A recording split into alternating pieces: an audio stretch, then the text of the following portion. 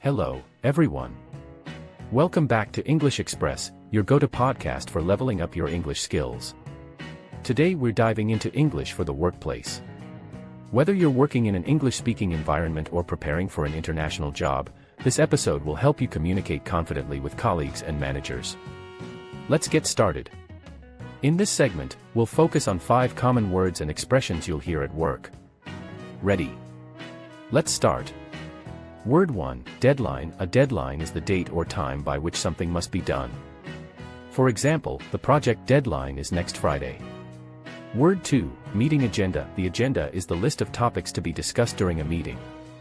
For example, please review the meeting agenda before tomorrow's call. Word 3, feedback. Feedback is information or criticism about someone's work. For example, my manager gave me positive feedback on the report. Word 4, to delegate. This means to assign tasks to others. For example, the manager delegated the report writing to the team. Word 5, team player. A team player is someone who works well with others. For example, John is a great team player, always helping out his colleagues. Now, try using these words and phrases in sentences related to your own job or school work. Practice makes perfect. Now, let's move on to a listening exercise. I'm going to tell you a short story about a typical day at work, and I'll ask you a few questions afterward. Listen carefully. Sarah works as a project manager for a tech company. This morning, she had a meeting with her team to discuss the upcoming product launch. She started by reviewing the agenda and then asked each team member for a progress update. One of her colleagues mentioned that they might miss the deadline due to unexpected technical issues. Sarah decided to delegate some tasks to other team members to keep things on track. After the meeting, she received feedback from her boss on the latest project report, which was mostly positive but included a few areas for improvement. Now, here are your questions. What is Sarah's job title? What was the meeting about? Why might the team miss the deadline? What did Sarah do to manage the situation? What kind of feedback did Sarah get from her boss? Let's go over the answers. Sarah is a project manager. The meeting was about the upcoming product launch. The team might miss the deadline due to technical issues.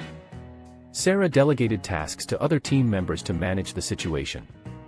Sarah received mostly positive feedback but with a few areas for improvement. Now, let's talk about how to sound professional and confident in the workplace. Today's tip is about using polite requests. When you ask someone to do something at work, it's important to sound polite and professional. Let's look at some examples of how to make requests. Example 1. Can you send me the report by tomorrow, please? Polite and straightforward.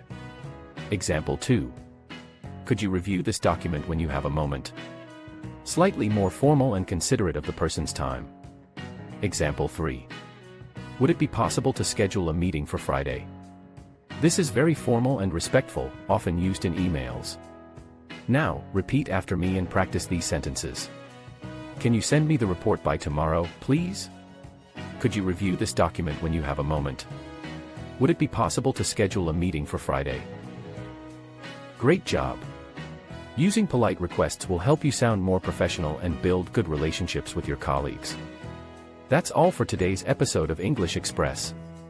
I hope you found these workplace words, listening practice, and speaking tips useful. If you want to improve your workplace English, keep practicing these expressions and phrases in your everyday conversations or emails. Remember, confidence comes with practice. Don't forget to subscribe, like this video, and share it with anyone else who might find it helpful. Leave a comment below and tell me, what's the most challenging part of using English at work? I'd love to hear from you. Thanks for listening, and I'll see you in the next episode.